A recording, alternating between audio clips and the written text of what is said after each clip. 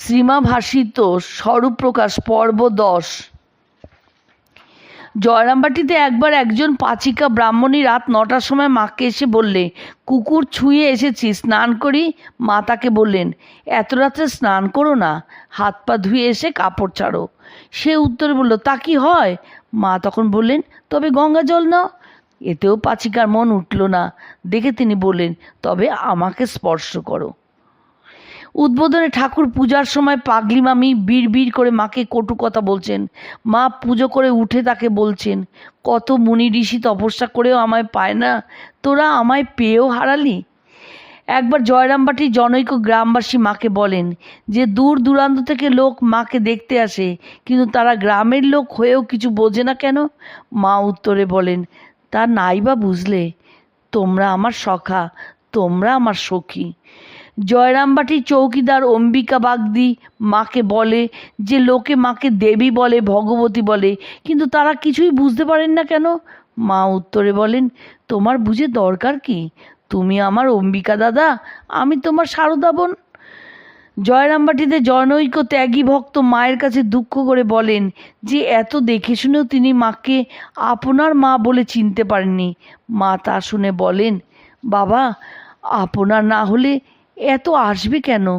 যে যার সে তার, যুগে যুগে অবতার, আপন মা সময়ে চিনবে। একবার বাঁকুড়ায় খুব দুর্ভিক্ষ চলছিল। মিশনের সেবা কার্য থেকে এসে একজন সাধু মাকে দেশের লোকের দুর্গতির কথা শোনাচ্ছিলেন। মা সব শুনে চারদিকে হাত ঘুরিয়ে বললেন, দেখো বাবা, মা সিংহবাহিনীর কৃপায় এইটুকুর মধ্যে মানে জয়রামবাটির গ্রামে ও সব কিছু নেই।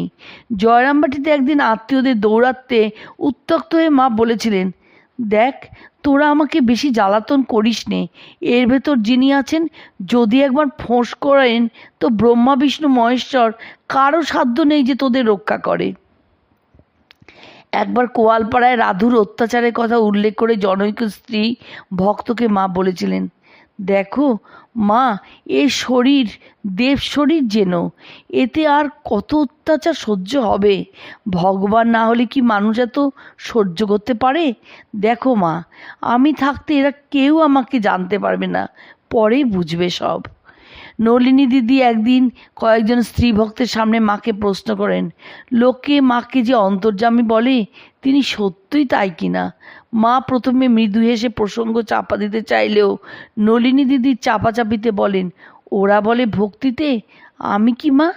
ঠাকুরই সব। তোমরা ঠাকুরের কাছে এই বলো, আমার আমিত্ব যেন না আসে। দক্ষিণেশ্বরে একদিন মা যোগিন মাকে প্রশ্ন করলেন, যোগেন, তুমি শুকনো বেলপাতায় পুজো করো কি? যোগিন মা সে কথা স্বীকার করে, মা, তা কি করে জানলেন জিজ্ঞাসা করায় মা বলে ফেললেন, আজ আমি সকালে ধ্যান করবার সময় দেখতে পেলুম তুমি শুকনো বেলপাতা দিয়ে। কথাটি শেষ না করেই তাড়াতাড়ি সামলে নিয়ে বললেন, পূজা করছিলে।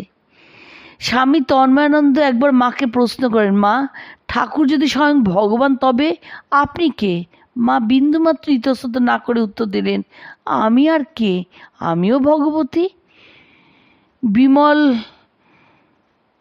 স্বামী দয়ানন্দ উদ্বোধনে ঠাকুর ঘরে কাজ করতেন। একবার সম্ভবত পুজো সেরে তিনি মাকে প্রণাম করতে গেলে মা কালী ও ঠাকুরের ছবি এবং নিজেকে দেখিয়ে বলেন, এরা এক।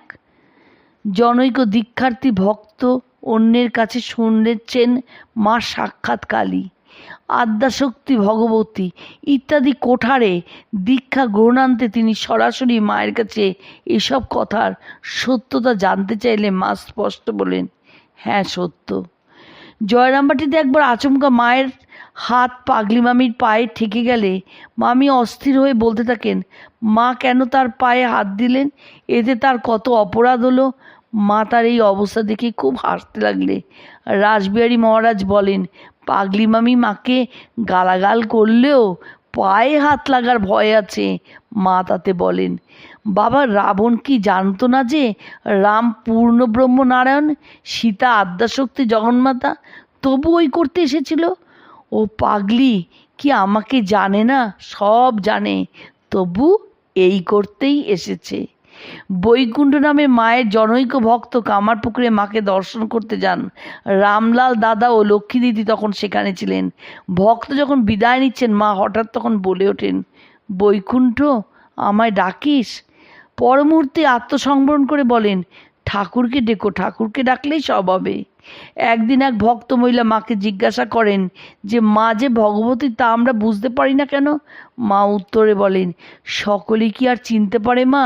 ঘাটে একখানা হীরা পড়েছিল, সবাই পাথর মনে করে তাতে পা ঘষে স্নান করে উঠে যেত। একদিন এক জহুরি সেই ঘাটে এসে দেখে চিনল যে সেখানে এক প্রকাণ্ড মহামূল্য হীরা। একবার শিবু দাদা মায়ের পায়ে মাথা দিয়ে আকুল হয়ে কাঁদতে থাকেন ও মাকে তার ভার নেওয়ার জন্য নিশ্চিতভাবে প্রতিশ্রুতি দিতে বলতে থাকেন।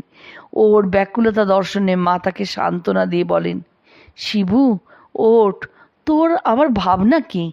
ঠাকুরের অত সেবা করলি, তিনি তোকে কত ভালোবেসেছেন, তোর আবার চিন্তা কি? তুই তো জীবনমুক্ত হয়ে আছিস।